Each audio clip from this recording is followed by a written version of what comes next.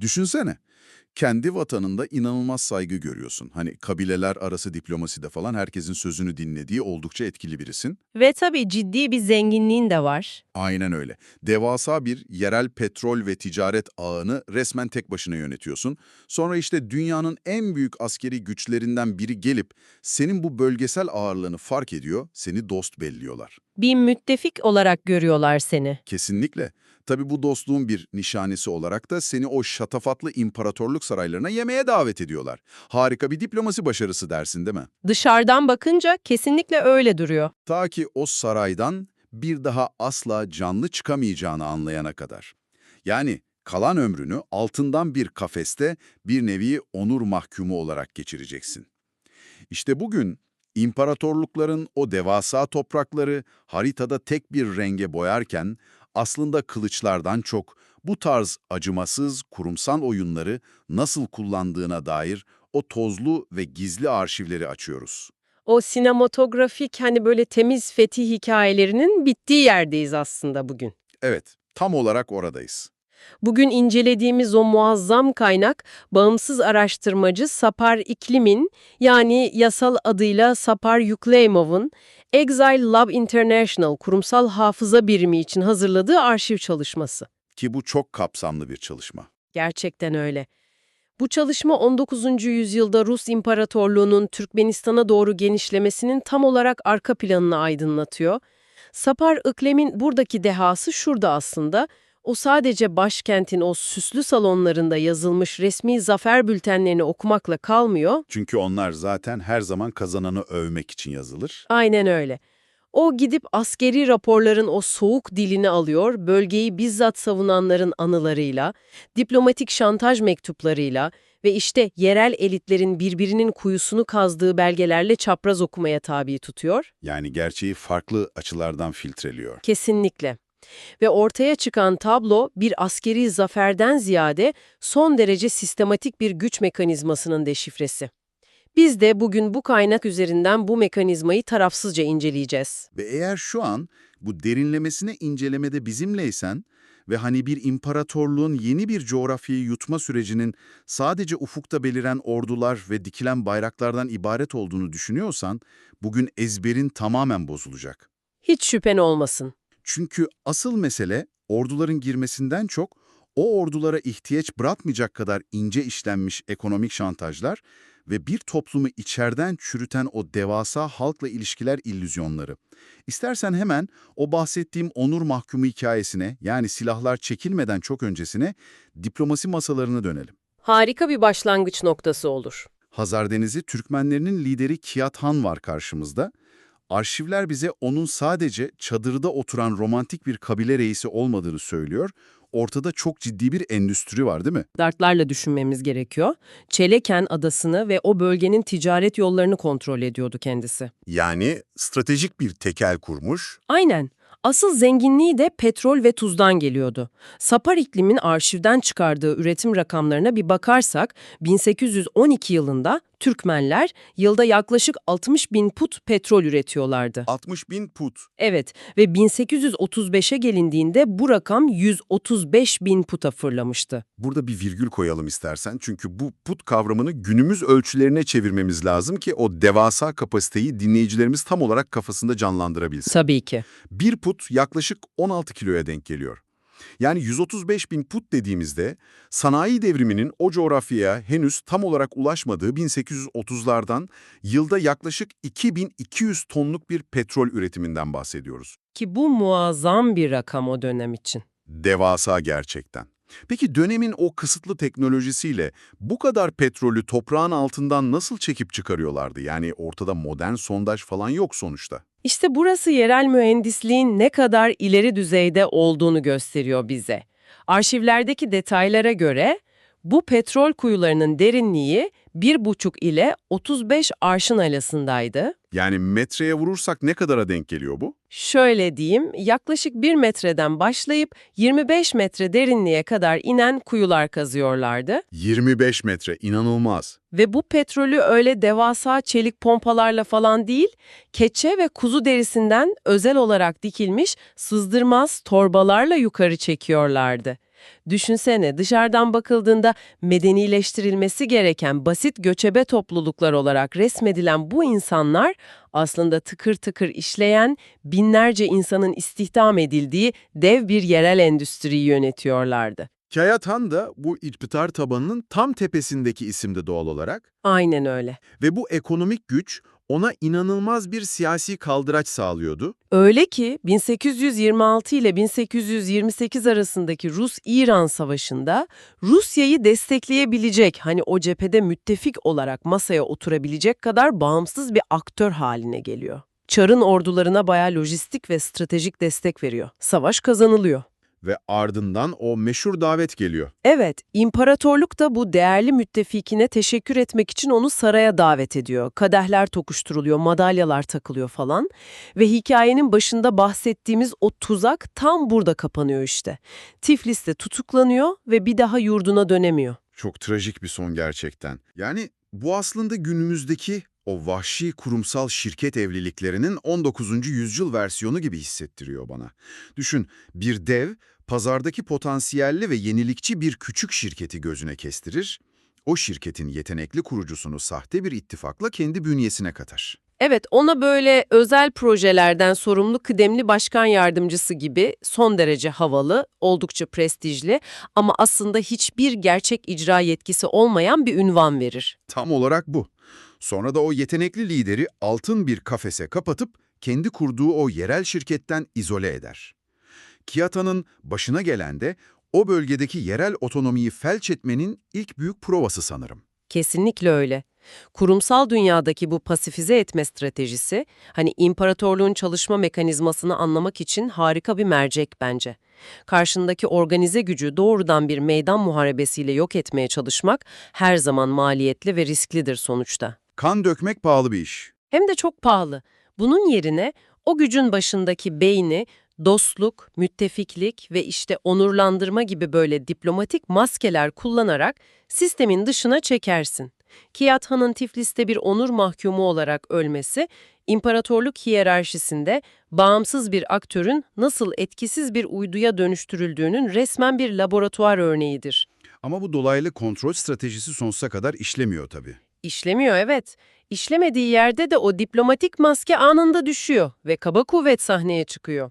Sahte müttefiklikler yerini askeri lojistiğe bırakıyor. Sapar iklimin kayıtlarında 19. yüzyılın ortalarından itibaren o mühendislik kesinliğindeki işgal planlarının nasıl devreye girdiğini çok net görüyoruz. Özellikle 1869'da Krasnovolsk kurulması var. Çok kritik bir hamle o. Peki neden ordularını alıp doğrudan çöle yürümek yerine sıfırdan bir liman şehri inşa etmeye karar veriyorlar? Çünkü Karakum gibi acımasız bir coğrafyada, devasa bir çölün ortasında savaşmak istiyorsan, mermiden önce suya, erzaka ve kesintisiz işleyen bir tedarik hattına ihtiyacın vardır. Doğru. Lojistik olmadan ordu hareket edemez. Aynen. Amiral Davidov'un o stratejik vizyonu doğrultusunda Albay Stoletov 1869'da Hazar kıyısında Krasnovodsk'u kuruyor. Ama burası sıradan bir sivil yerleşim yeri değil kesinlikle. Tamamen askeri bir amaçla tasarlanmış. Evet, burası deniz yoluyla gelen ağır silahların, askerlerin ve devasa erzakların karaya çıkarılacağı, doğrudan Orta Asya'nın kalbine saplanacak bir mızrağın ucudur adeta. Yani çölü yenmenin tek yolu önce o çölün kıyısına devasa bir ikmal deposu inşa etmek. Askeri bir üs ve lojistik bir deniz kapısı. Kesinlikle öyle. Ve bu lojistik altyapı tamamlandıktan sonra da o meşhur Ahal Teke seferleri başlıyor nihayetinde. Ama ilginçtir ki her şey kağıt üzerinde planlandığı gibi gitmiyor. 1879'da General Lomakin komutasındaki ilk büyük sefer ciddi bir başarısızlıkla sonuçlanıyor değil mi? Evet, orası imparatorluk için büyük bir şok oluyor. Türkmenlerin o beklemedikleri direnişi ve coğrafyanın zorluğu imparatorluk ordusunun resmen geri püskürtüyor. Ancak 1881'e geldiğimizde komuta kademesine meşhur General Skobelev geçiyor ve oyunun kuralları tamamen değişiyor. 5 Ocak 1881, Geoktepe Kalesi'nin düşüşü. Tarihte çok karanlık bir sayfa o gün. Arşivlerde bizzat o gün orada olan Doktor Sherbak'ın anıları var bu konuyla ilgili. Ve Sherbak'ın anlattıkları hani o başkentte okunan böyle steril, tertemiz zafer raporlarına hiç ama hiç benzemiyor. Hiç benzemez tabii. Şikerbak'ın o notları savaşın dilsiz ve dehşet verici gerçekliğini yüzümüze tokat gibi vuruyor. General Skobelev'in harekatı Lomaki'nin hatalarından ders almıştı. Bu yüzden çok daha acımasız ve inanılmaz metodik bir kuşatmaydı. Nasıl tarif ediyor peki o anları doktor? Şikerbak, kalenin düştüğü o anı anlatırken şiddetli zafer çığlıklarından bahseder. Ancak asıl çarpıcı olan kısım, operasyonun öyle uzaktan toplarla falan yapılan temiz bir işgal olmamasıdır. Daha çok göğüs göğüse bir çarpışma var. Aynen öyle. Şikerbak'ın trindi kelimeleriyle söylersek, göğüs göğüse kılıçlar, mızraklar ve kargalarla yapılan bir yakın dövüşten, resmen bir kıyımdan bahsediyoruz. Binlerce insanın, bak asker ve sivil ayrımı gözetilmeksizin o daracık alanda birbirini boğazladığı tam bir kaos ortamı. Düşündükçe insanın kanı donuyor gerçekten. Yani bir nesil önce o yerel liderleri başkentlere, şatafatlı saraylara akşam yemeğine davet eden bir imparatorluk, şimdi aynı coğrafyada kargılarla, mızraklarla göğüs göğüse kan banyoları yaratıyor. İmparatorluğun iki yüzü diyelim. Peki sence bu dramatik askeri değişim, imparatorluğun masada istediklerini tam olarak alamamasının getirdiği bir çaresizlik mi? Yoksa sadece hani artık diplomasiyle zaman kaybetmeye gerek yok, altyapımız hazır, kılıçları çekip haritayı yeniden çiziyoruz demesi mi? Çaresizlikten ziyade çok iyi hesaplanmış bir balyoz etkisi diyebiliriz buna. Çünkü imparatorluklar şiddeti rastgele uygulamazlar. Asla. Yani o vahşetin bile bir amacı var diyorsun. Kesinlikle. Göktepe'de sergilenen o aşırı şiddetin, o eşi benzeri görülmemiş kıyımın tek bir amacı vardı. Sadece o kaledeki askerleri yenmek değil, bölgedeki tüm kabilelerin, tüm yerel liderlerin psikolojik direncini tek bir darbede un ufak etmek. Bir nevi ibreti alem için yapıyorlar bunu. Aynen. Sapar Kınlim'in bulguları arasında 1904 yılında, yani o savaşlardan yıllar sonra Aşkabat'ta askerlere dağıtılan bir broşür var. Düşün, zaferden yıllar sonra bile imparatorluk kendi askerlerine dağıttığı o resmi metinde küçük bir Türk kahramanlar grubunun kendi hayatları pahasına savaştığını itiraf etmek zorunda kalıyor. Kendi düşmanlarının cesaretini kabul ediyorlar yani. Aynen öyle. Yani karşılarındaki o direnişin büyüklüğünü aslında kendileri de çok iyi biliyorlar. Ama Skobelev'in o balyoz darbesi asıl hedefine yine de ulaşıyor. Neydi o asıl hedef? Toplumun fay hatlarını tamamen kırmak ve onları çok ama çok derin bir siyasi krize sürüklemek. Bak toplumun fay hatlarını kırmak dedin, işte bu gerçekten üzerine çok düşünmemiz gereken bir nokta. Bir toplum karşısında böyle durdurulamaz, devasa ve acımasız bir askeri güç gördüğünde, hani filmlerdeki gibi tek yürek, tek bilek olup omuz omuza mı savaşır? Gerçek hayatta pek öyle olmuyor maalesef. Yoksa o balyoz darbesiyle paramparça olup çatırdar mı? Göktepe sonrası o Türkmen elitlerine baktığımızda o romantik topyekün direniş mitinin resmen çöktüğünü görüyoruz. Geleneksel hükümdarlık yapısı sarsılıyor. Mesela Nisan 1881'de direnişin en önemli isimlerinden biri olan Nurberdi Han ölüyor. Ve yerine geçen kişi işleri daha da karmaşıklaştırıyor. Kesinlikle. Yerine oğlu Mahtumkuli Han geçiyor. Dönemin Rus kaynaklarından Grodekov'un onun hakkındaki değerlendirmesi inanılmaz ilginç. Ne diyordu o değerlendirmede? Grodekov, Maktumkuli'yi böyle babasının zenginliğine ve o rahatına fazlasıyla alışkın, ergenlikten yeni çıkmış ve böylesine devasa bir siyasi krizi yönetmeye kesinlikle uygun olmayan biri olarak tasvir ediyor raporlarında. Hani tam bir kriz anında dümende inanılmaz tecrübesiz, zayıf ve yönlendirilmeye de son derece açık bir figür var. Aynen öyle. Ve elit tabaka bu otorite boşluğunda tamamen farklı hayatta kalma stratejilerine bölünüyor doğal olarak. Herkes kendi başının çaresine bakmaya çalışıyor. Dikma Serdar'ın hikayesi var mesela. O askeri bir figür sonuçta, pragmatik bir lider. Evet, savaş alanını iyi okuyan biri. Kendi kılıcını alıp 27 Mart 1881'de General Skobolev'e bizzat teslim ediyor. Gidip açıkça boyun eğiyor. Onun bu pragmatizmini bir yere kadar anlıyorum aslında. Asker olarak durumu tartıyor, güce boyun eğip hayatta kalmaya, belki de o yeni kurulacak sistemde kendine bir yer bulmaya çalışıyor. Çok rasyonel bir hayatta kalma güdüsü bu. Ama bir yandan da o toplumun çimentosu olan dini liderler var. Onlar da mı hemen silah bırakıp teslim oluyorlar? O derin ruhani sadakati nasıl kırıyor imparatorluk? Aslında oradaki kırılma çok daha karmaşık ve derin. Yani herkes anında teslim olmuyor. Gajarhan gibi liderler silahlı o direnişi dağlarda ve çöllerde inatla sürdürmeye çalışıyorlar. Dini liderler de onlara destek veriyor bildiğim kadarıyla. Tabii. Özellikle Nakşibendiye tarikatından Kurbanur İşan ve Kerimberdi İşan gibi çok güçlü figürler halkı işgale karşı resmen kutsal bir direnişe çağırıyorlar. Kılıçla boyun eğdiremediğin bir ruhani inanç çıkıyor karşılarına. Peki imparatorluk bu inancı nasıl alt ediyor? İmparatorluk bu direnişi içeriden başka bir elit grubu yükselterek çok zekice nötralize ediyor. Hatırlarsan az önce ölen Nur Berdehan'dan bahsetmiştik hani. Evet, o büyük direniş lideri. İşte onun dul eşi Gülcemal Han bu kaosta tamamen farklı bir yol seçiyor kendine ve imparatorlukla böyle aktif olarak işbirliği yapmaya yatkın. Yepyeni bir güç merkezi, hani yeni bir elit grubu inşa ediyor etrafında. Bak, bu dinamiği anlamak inanılmaz önemli bence. Bu bana o meşhur hani batan gemiyi terk eden fareler klişesinden ziyade çok daha modern bir taktiği hatırlatıyor. Şöyle düşün, dışarıdaki bir kaleyi kuşatıyorsun, duvarları çok kalın. Topla tüfekle yıkmak aylar, belki yıllar sürecek. Evet, klasik kuşatma mantığı. Sen de savaşı bırakıp kalenin içindekilere dışarıdaki o devasa bir süpermarketten sınırsız indirim kuponları, böyle VIP üyelikler falan göndermeye başlıyorsun. Çok güzel bir benzetme oldu bu. Bir süre sonra içerideki o elitler kendi tarlalarını ekmeyi, kendi o kalın duvarlarını savunmayı bırakıyor. Çünkü dışarıdaki o yeni sisteme entegre olmak, orada direnmekten çok daha karlı ve konforlu bir hale geliyor onlar için. Kesinlikle. Kriz anlarında sadakat yerini çok hızlı bir şekilde hayatta kalma ve o gücü elinde tutma içgüdüsüne bırakıyor anlaşılan. İmparatorlukların asıl dehası da tam olarak bu. İçerideki pragmatizmi bir silaha dönüştürmek, değil mi zaten? Tam olarak bu.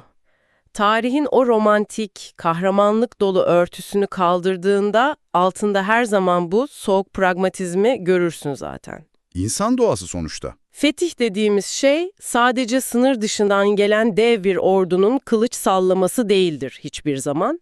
İçerideki o yapının kendi kendine çökertilmesi, toplumsal fay hatlarının imparatorluk lehine manipüle edilmesidir aslında. Ve bu noktada fethin o en çarpıcı ama ilginçtir en az kan dökülen aşamasına geliyoruz seninle. Merak ettim, neresi orası? Askeri bir balyoz bile her zaman yeterli değildir imparatorluk için. Çünkü kan dökmek az önce dediğimiz gibi pahalıdır. O askerin lojistiği imparatorluğu yorar. Maliyetli iş savaşmak. Adeta böyle koşa koşa gelip teslim olduklarına tüm dünyayı inandırmaktır.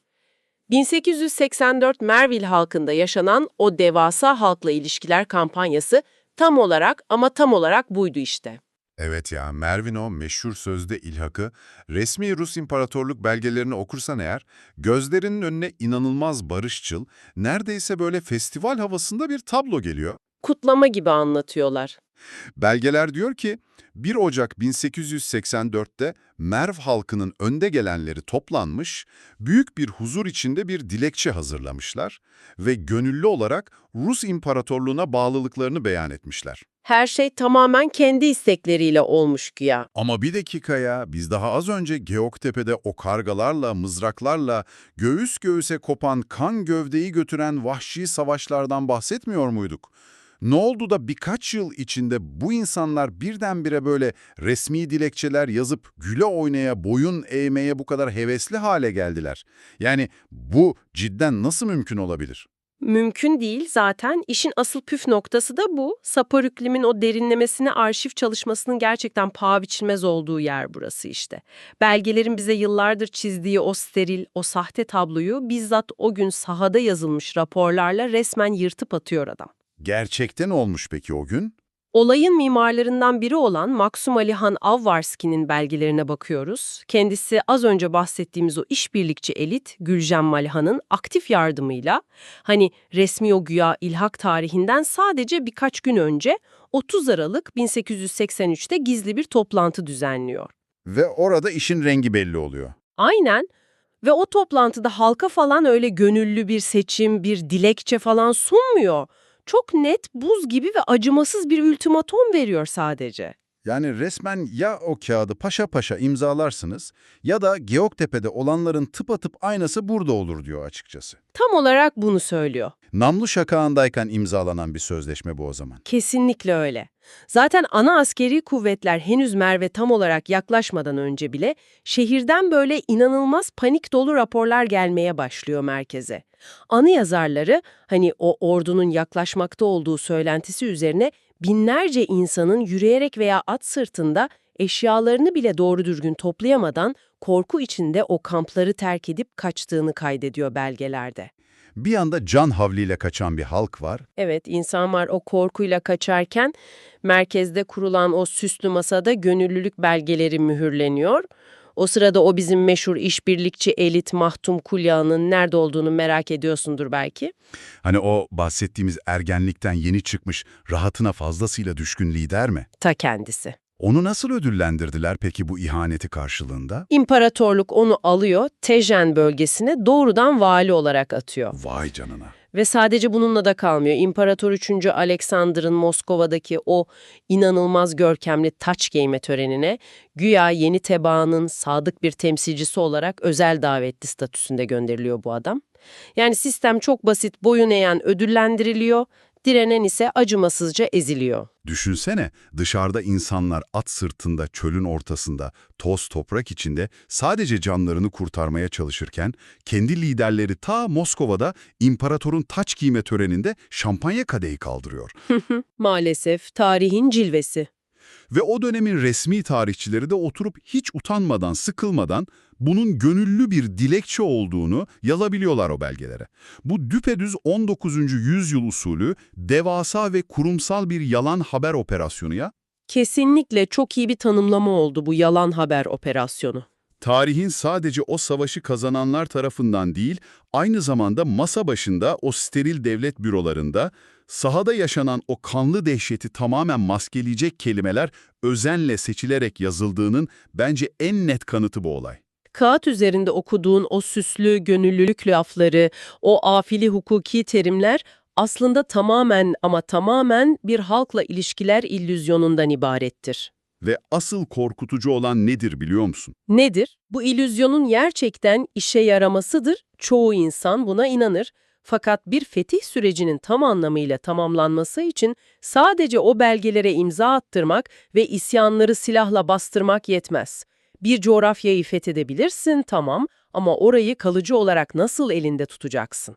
Asıl mesele o zaten. İşte tam bu noktada fethin en kalıcı, en sinsi evresi başlıyor diyebiliriz. Ekonomik prangalar. Yani altyapıyı resmen bir silah olarak kullanmak. Evet, bir yeri askeri olarak işgal etmek, oraya sürekli asker yığmak falan demek, her gün milyonlarca ruble yakmak demektir imparatorluk için. Bu asla sürdürülebilir bir şey değil. Ekonomik bir intihar o. O zaman bu fethettiğin insanları nasıl bir daha asla ayaklanamayacakları görünmez bir kafese hapsedersin? Onlara maaş vererek ve o ticaret yollarını kontrol ederek tabii ki. Askeri operasyonların hemen ardından o meşhur demiryolu projelerinin başlaması da asla bir tesadüf değildi, değil mi? Kesinlikle bir tesadüf değildi. Hatırlarsan o bahsettiğimiz General Skobelev'in askeri lojistiği için 1880'de Trans-Hazar demiryolu inşaatı başlamıştı. Evet, cephane taşımak içindi sanki o. Aynen öyle. Bu demiryolu başlangıçta sadece asker ve cephane taşımak içindi ama işgal bittikten sonra bu hat bölgeyi resmen bir ahtapot gibi sarmaya devam etti. 1885'te Aşkabat'a, 1886'da Merv'e ve nihayet 1888'de de Semerkant'a ulaştı. Yani bütün ulaşım ağını ele geçirdiler. Sadece ulaşımı değil, bölgenin tüm ticaret damarları artık tek bir merkeze, doğrudan imparatorluğun o kalbine bağlanmıştı bu sayede. O meşhur petrol yatakları da cabası tabii. Peki hikayenin ta başında konuştuğumuz o Kiyat Han dönemindeki muazzam zenginliğe, o petrol endüstrisine ne oldu? O devasa yataklar yavaş yavaş, hani görünürde tamamen yasal çerçeveler içinde Rus şirketlerinin tekeline geçti. Kaynaklara göre Çeleken Yarımadası'nda Faulkner'ın verileriyle ta 1839'da bile 3400 petrol kuyusu zaten aktifti. Çok büyük bir rakam. Bu muazzam yerel kaynak artık doğrudan imparatorluğun kasasına akıyordu. Ama asıl ustalık imparatorluğun o yerel halkın elitlerini bu yeni kurdukları sisteme nasıl entegre etmelerindeydi bence. Mesela hikayenin başında hapiste ölen Kiyat Han'ı düşün. Evet, onur mahkumu olan. Onun soyundan gelenlere ne yapıldı biliyor musun? İntikam falan mı aldılar? Hayır, tam tersi. Onlara kalıtsal soyluluk unvanları verildi imparatorluk tarafından. Onlar artık tescilli imparatorluk asilleriydi. Aynı zamanda o savaşta göğüs göğüse çarpıştıkları inanılmaz yetenekli Türkmen atlı birlikleri, böyle özel maaşlar ve ayrıcalıklı şartlarla bizzat imparatorluk ordusuna entegre edildi. Kendilerine bağladılar yani orduları. Aynen öyle. Hatta bu Türkmen birlikleri daha sonra Kuban Kazakları ile birlikte imparatorluğun bambaşka cephelerinde bizzat Çar adına seferlere bile katıldılar. İnanılmaz ya. Bu tüm o coğrafyayı aslında devasa bir şirket kasabasına, hani o İngilizce'deki company town dedikleri şeye çevirmek demek. Kesinlikle çok doğru bir tanımlama. Şöyle düşün, eskiden kendi tarlanı eker, kendi petrolünü bağımsızca çıkarırdın. Şimdi o toprağın altından çıkan madeni şirket gelip alıyor. Sen şirketin inşa ettiği trende işçi olarak çalışıyorsun, maaşını doğrudan şirketten alıyorsun, kazandığın o parayla yine şirketin kendi mağazasından alışveriş yapıyorsun. Ve çocuğun da şirketin ordusunda subay oluyor. Evet, ekonomiyi bu şekilde tamamen kontrol edip o yerel elitleri de zenginleştirdiğinde imparatorluğa isyan etmek artık sadece siyasi bir suç olmaktan tamamen çıkıyor. Kişinin kendi banka hesabına, kendi kurulu düzenine ve refahına karşı yapacağı tam bir finansal intihar haline geliyor isyan etmek. O görünmez ekonomik prangalar, insanları o metal mızraklardan çok daha sıkı bağlamıyor mu sence de? İşte imparatorlukların o gerçek gücü o görünmez prangalardadır zaten. Demiryolları, o yeni limanlar ve ekonomik tekelleşme süreci Fethi'yi aslında bir geçicilikten çıkarıp çok kalıcı bir yatırıma dönüştürür. Çok mantıklı. Sapır iklimin Exalab arşivlerinden gün yüzüne çıkardığı bu muazzam çalışma bize şunu çok net gösteriyor aslında. Tarih sadece öyle savaş alanlarında atılan naralardan, çekilen kılıçlardan veya dikilen o sınır direklerinden ibaret değildir. Arka plan her zaman daha karanlık. Tarih aslında elitlerin o kişisel hırslarının nasıl manipüle edildiğinin, ekonomik darboğazların topluma nasıl bir silah gibi kullanıldığının ve en önemlisi gönüllü teslimiyet adı altında toplumların algılarının nasıl profesyonelce yönetildiğinin hikayesidir. Kesinlikle katılıyorum sana. Eğer o resmi perdenin arkasına bakmaya cesaret edersen, o pürüzsüz, steril, diplomatik elgilerin altında her zaman ama her zaman kan, acımasız bir şantaj ve soğuk bir pragmatizm bulursun. Bence bu derinlemesine inceleme boyunca anlattığımız her şey aslında bugün bile karşılaştığımız o resmi, pürüzsüz ve süslü açıklamalara karşı ne kadar uyanık, ne kadar sorgulayıcı olmamız gerektiğini bir kez daha kanıtlıyor bize. İstersen bunu bir adım daha öteye taşıyalım tam bitirmeden. Tabii harika olur. Eğer sen şu an bizi dinlerken tüm bu anlattıklarımızı sadece 19. yüzyılda kalmış öyle tozlu bir Orta Asya hikayesi olarak görüyorsan, bugüne uzanan çok ama çok temel bir soruyu kendine kesinlikle sormalısın bence. Nedir o soru? Şöyle düşün, bugün o devasa teknoloji veya finans şirketleri, hani pazar paylarını tehdit eden o küçük, inovatif girişimleri yutarken ordular kullanmıyorlar değil mi? Kılıç çekmiyorlar kimseye. Silah kullanmıyorlar tabii ki. Sadece dijital altyapılarını entegre ediyorlar onlara. O yenilikçi küçük girişimlerin o inanılmaz yetenekli kurucularını, tıpkı zamanında Kiyat Han'a yaptıkları gibi uçuk kaçık maaşlarla, havalı ve içi boş başkan yardımcısı unvanlarıyla kendi bünyelerine transfer edip resmen sessizliğe gömüyorlar. Sonra da her şey harika gidiyor imajı veriyorlar. Bir sinerji veya şirketler arası stratejik bir birleşme olduğunu söylüyorlar kameralara. Acaba bundan tam 100 yıl sonra geleceğin Sapar iklimi gibi araştırmacı bir arşivci geriye dönüp bizim bu gönüllü dediğimiz dijital ve ekonomik teslimiyetimizin belgelerini incelediğinde o pürüzsüz, o steril basın bültenlerinin hemen altında aslında nasıl acımasız bir ultimatom bulacak? Gerçekten tek kelimeyle sarsıcı bir soru bu Biz hep o sinematografik, hani iyi ile kötünün net sınırlarının çizildiği, dürüst çatışmaları beklerken aslında her gün farkında olmadan kendi gönüllü ilhak sözleşmelerimize tıklıyor, kendi şirket kasabalarımızdaki o görünmez prangalara sarılıyor olabiliriz. Seni bu rahatsız edici ama bir o kadar da ufuk açıcı düşünceyle baş başa bırakıyoruz bugünlük. Exilab arşivlerindeki o derin kaynak materyale, Saparyuk-Limov'un titiz emeğine ve o sessiz belgelerin arkasındaki gerçek seslere büyük bir saygıyla bugünkü keşif yolculuğumuzu burada noktalıyoruz. Düşünmeye, o parlak ve süslü kelimelerin ardındaki gerçek mekanizmaları sorgulamaya ve bulanık suların altındaki gerçekleri her zaman aramaya devam et.